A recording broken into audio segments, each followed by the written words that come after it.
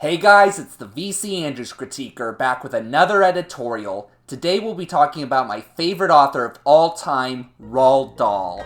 Before J.K. Rowling came along with The Boy Who Lived, no British children's author probably had just as much of an impact in America as in Britain than this guy had, with his goofy characters, surreal and irreverent fantasy worlds, and making a staple of child-hating villains 40 years before Kids Next Door premiered. This guy always knew just how to captivate readers, no matter what age or nationality.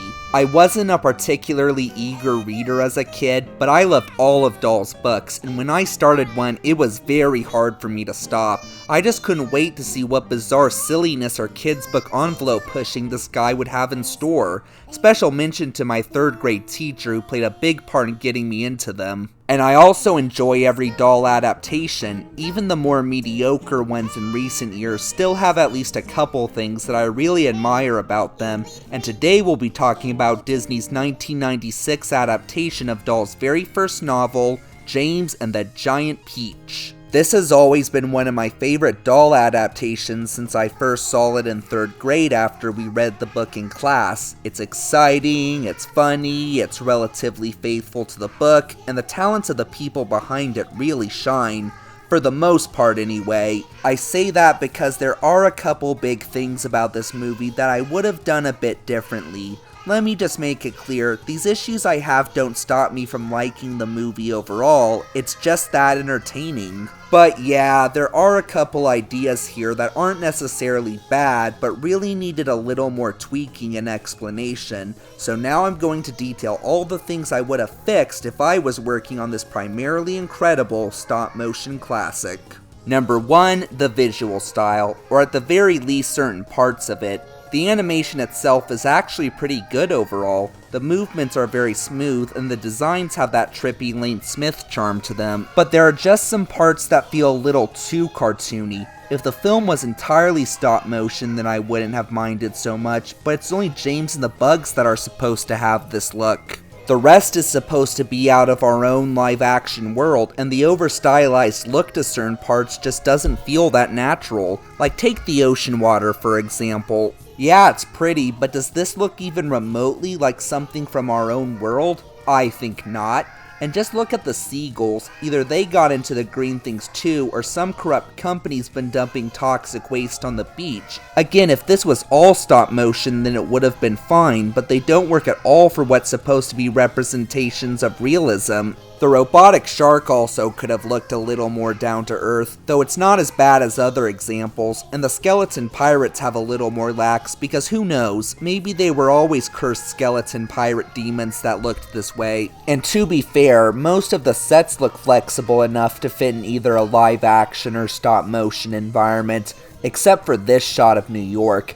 God, even the New York in my school production of the musical adaptation looked better than this. Thankfully, there's only a couple more of these awful shots, and the rest of the Big Apple, though minimalist, does look acceptable enough for a Hollywood movie. And this is just my own opinion, but I think this should have been a hand-drawn animated film. I mean, I love stop-motion animation, but this movie was released at the height of Disney's hand-drawn animation renaissance. And I feel it would have been more financially successful if it was released in the more familiar hand-drawn animation instead of the more uncommon stop-motion. But again, that's just my own opinion, and either way, there is still a lot to admire about the visual style they went for. I just think a little bit of polishing might have done it some good. Number 2, the Rhino. Turning the ordinary rhinoceros who killed James' parents in the book into a Chernabog-like cloud demon was actually not a bad idea, and it could have worked great if a lot of thought and care was put into it. And there definitely was for the design, but the concept... Good God, it's like the writer spent 5 seconds on the idea. I'm sorry, but nothing about this concept makes any sense. At first, the movie seems to imply that the Rhino was only an ordinary one like in the book, and James only remembers it as being the scary abomination because it ate his parents alive, and his aunts are playing along with his fears as kind of a boogeyman tactic to keep him complacent. Okay, fair enough, but when the gang finally reaches New York, the Rhino appears and the insects see it also, so the Rhino really was a demonic cloud creature that would get James if he tried to leave his aunts. If you're trying to surprise the audience with a "it was real all along" twist, then it just doesn't work here because the lack of explanation of the creature and its motivations is too jarring. I couldn't care less about who built that mechanical shark, but this plot point is too critical to just leave unexplained. Why did it kill James' parents? Where did it come from? Why did it wait until the gang got to New York to attack? Did the ants know it was real? And you know what? I've come up with a new opening for the movie that I think would have much better explained the Rhino and its motives. And by the way, I was going to have hand-drawn storyboards for my explanation, but I felt lazy and decided Photoshop would be quicker. I would have opened on James having a birthday party and expressing to his friends how much he wants to go to New York, because life in Britain is too difficult and New York has much more opportunity. This would have fleshed out James' strong desire to go to New York. Then, while opening his presents, the one from his parents turns out to be the surprise that they're actually going to New York City. They saved up enough, and the first thing they do when they get there is to go right to the top of the Empire State Building. Then I would have the old man who's narrating the story explain how the Rhino was a fierce creature from hell or the underworld or some scary place that gets its strength from people's fear and can only be conquered if said person conquers their own fear. It was captured centuries ago and the old man was the one guarding it, but for whatever reason he got careless and it escaped. This would have given the old man more of a motivation to help James since he was the one responsible for his parents' deaths. Then, after tucking James in for bed, James' parents would have noticed the skies turning gray, think it was a hurricane, and go get James to try and get away from the water. But then as they were leaving, one of them would have noticed that it was actually a demonic rhino charging right at them because they were the first things he saw after escaping. They would try to run away, scared as hell, but the Rhino shoots a lightning bolt separating James from his parents. The Rhino decides to turn his attention towards the parents and get James later. They try to run away, but since fear powers the Rhino, it only makes him more powerful, so eventually he gains on them and devours the two off screen while James watches in horror. Maybe I would have had James eventually say something like, "Stop," or "Leave them alone," the small act of bravery neutralizing the Rhino long enough for him to escape, but not saving his parents in time. Then I'd have James go to the police, tell them what happened, and have them not believe him, thinking that it was just an ordinary rhino that killed his parents and that he just remembers the situation like that because he's scared. I know what I came up with probably needs a little work too, but doesn't that make a heck lot more sense than just... Then, one day, a terrible thing happened. An angry rhinoceros appeared out of nowhere and gobbled up his poor mother and father. Their troubles, if they had any at all, were over in 35 seconds flat. There also could have been a powerful scene of the old man taking responsibility to James for the death of his parents and wanting to make things right. And before he left after giving James the tongues, I'd have James ask him what happened to the Rhino. The old man would say that he's off attacking many more people and feeding off their fear, but he would want to finish James off like he planned to when his parents first died, and would most likely do so at the moment he was feeling his most fortunate because... it's most fun, I don't know. And you know what? That would have explained why he attacked James and his parents to begin with. Well, with him feeling lucky about finally going to New York and stuff. And then the old man would tell James that if he should ever meet the Rhino again, he has to stand up to it and conquer his fears to defeat it for good. This would have also explained why the Rhino waited until the gang got to New York to attack. And maybe it would have been more dramatic if he spoke for the first time and said something intimidating like, "Trying to finish you off like I planned 2 years ago, and your little white friends too." But then James would remember what the old man told him, and this would explain why he decided to stand up to this deadly demonic rhino and defeats him for good by yelling,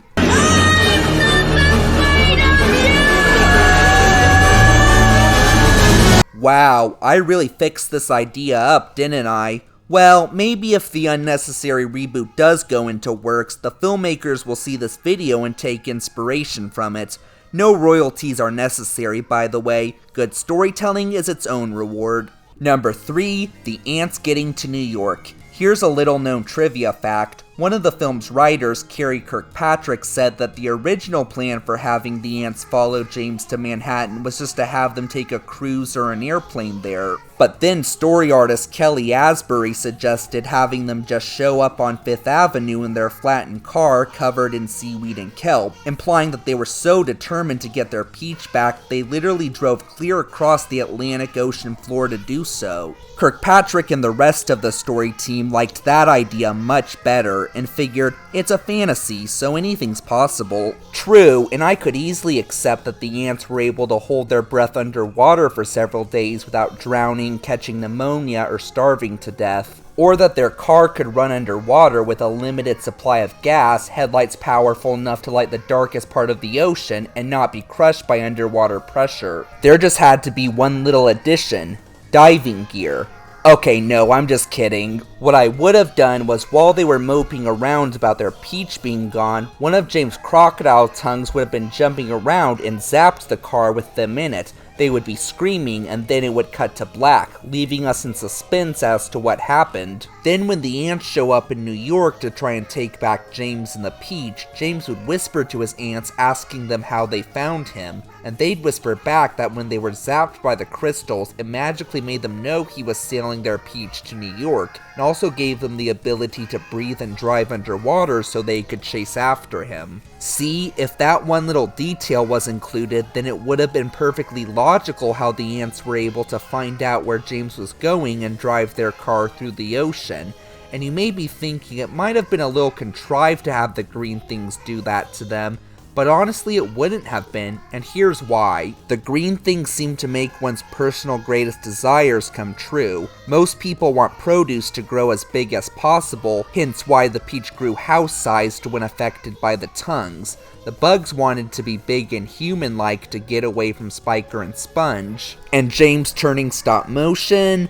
Maybe because he wanted to fit in with others, and since the bugs were stop motion, the crystals made James that way as well, so he'd be in harmony with them, so to speak. The ants currently wanted to catch James and their peach, so that's what the green things would help them do when they affected them. It's amazing how a detail as small as the crocodile tongues can make a difference as big as the peach, isn't it? I mean, Kirkpatrick and Asbury are right. The idea of Spiker and Sponge being obsessed with getting their billion-dollar peach back enough to drive through the Atlantic Ocean is much funnier than just having them take a plane or a boat to chase it. And it is a fantasy, so you technically have no limits to what can happen beyond the writer's imagination. But again, even the smallest of details can help us save on our suspension of disbelief.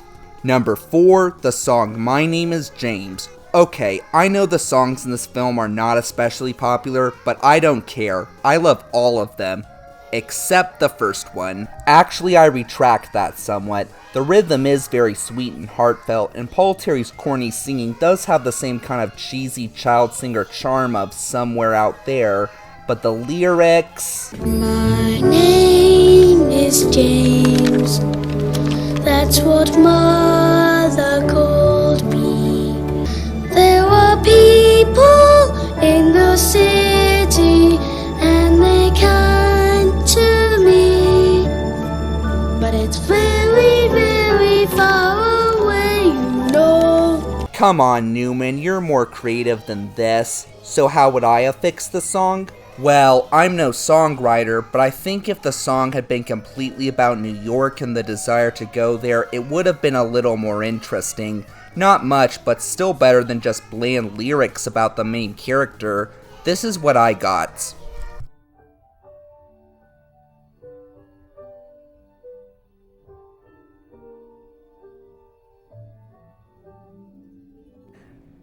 Oh, old New York, full of promise and wonder, not like this place of misery that I'm under.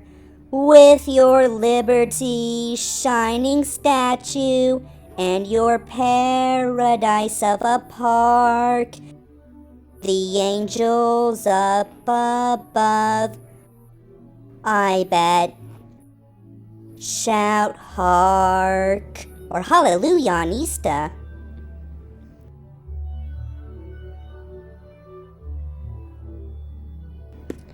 Oh, New York, you're the city where we can find our dreams. But I won't see you anytime soon. That's sure how it seems. But for now, I can just dream that I can fly above, across the beautiful briny ocean to the city that I love, where they'll say, James, James, James, you made it. Welcome to old NYC. James, James, James, we're so glad you've come to this land of dreams. Just where you should always be. Oh, old New York, New York, New York.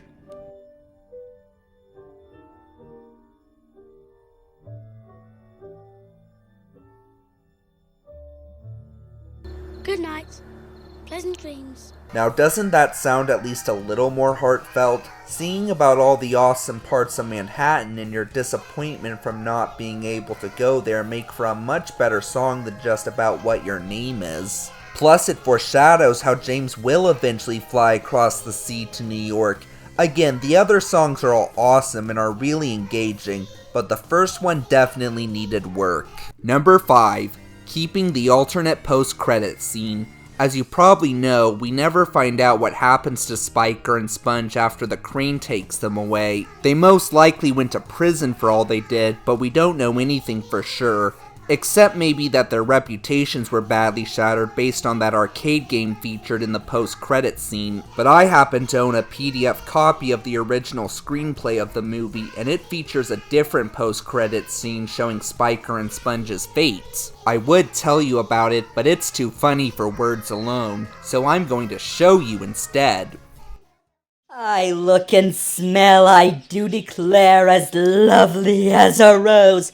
Your elbow is in my ribs. Just feast your eyes upon my face. Observe my shapely nose. Would you please shut up? Behold my heavenly silky locks. Stop it! And if I take off both my socks, you'll see my dainty toes. Zookeeper, zookeeper, I demand a separate cage. You demand a separate cage. I'm the one who should have a separate cage, you old bat. Now get off my foot. Zookeeper, ignore her and unwrap me this instant. Now why did they not keep that scene? Seeing how these two hate bugs so much, what better comeuppance for them than to put them on display as just that in the Central Park Zoo? Plus, it's just so funny imagining all the possibilities for how that arrangement even took place. Did the police just dump them in front of the zoo for the managers to find, think they were an exotic bug and put them on display? Did the zookeepers know perfectly well what they were and just agreed to falsely advertise them as an exotic bug as part of their debt to society? This is one example where I think less is definitely more, though I am certain of one thing. James probably had a hand in deciding that sentence. If I had to guess, I'd say the scene was most likely dropped because they felt it was too bizarre and corny, even though the author of the original story was pretty much the master of bizarre and corny, and you maximize that non-stop everywhere else in this movie, and this is where you draw the line? Anyway, that's really all I got that needs fixing. The rest of the movie makes for one of the best doll adaptations out there, with witty dialogue, intense drama, and faithfulness to the source material. That probably has a lot to do with the people behind the movie. We have a screenplay by Lion King writer Jonathan Roberts, Rescuers Down Under, Chicken Run, and Hitchhiker's Guide writer Carrie Kirkpatrick, and writer Steve Bloom, who hasn't done anything that noteworthy but shows he has talent here. And of course, the direction of the brilliant Henry Selick, whose work doesn't even need mention. With these combined talents, a story that even the author himself thought was impossible to adapt to film was done just that with a few hiccups. But again, said hiccups were still very creative and fun ideas at the end of the day, they just needed some major polishing. So is the reboot of this movie a bad idea?